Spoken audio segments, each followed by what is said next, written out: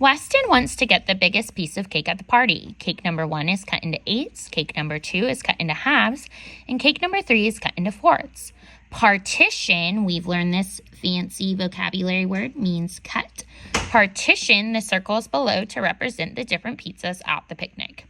Okay, cake number 1. Cake number 1 is cut into 8s. Okay, we've learned this before. We're going to partition down, across, and diagonally.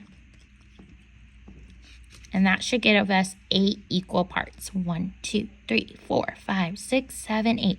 Beautiful. Cake number 2 is cut into halves. Karate chop, we say in class. Partition at once. 1, 2. Cake 3 is cut into 4ths.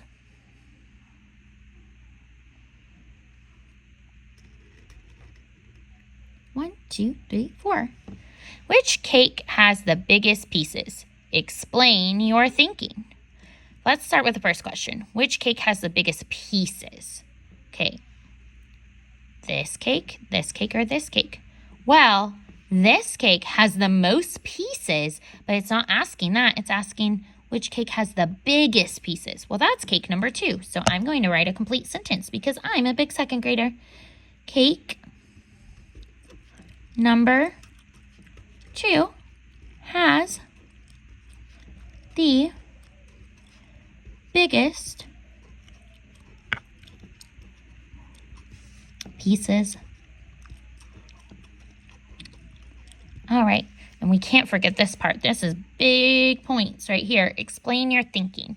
There is a phrase that we have talked about multiple times, and we are always going to use it to explain our thinking. And that, it goes like this.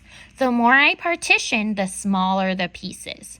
So even though I am partitioning 8 times, and 8 is a bigger number than 1 or 4 or 2, the more I partition, the more I cut, the smaller my pieces get.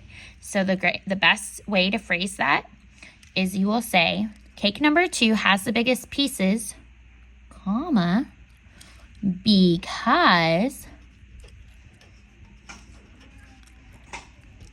the less you partition,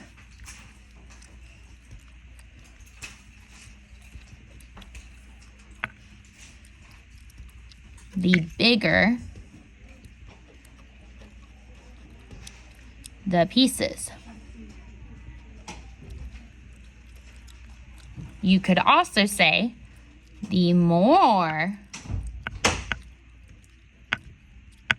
you partition, the smaller the pieces.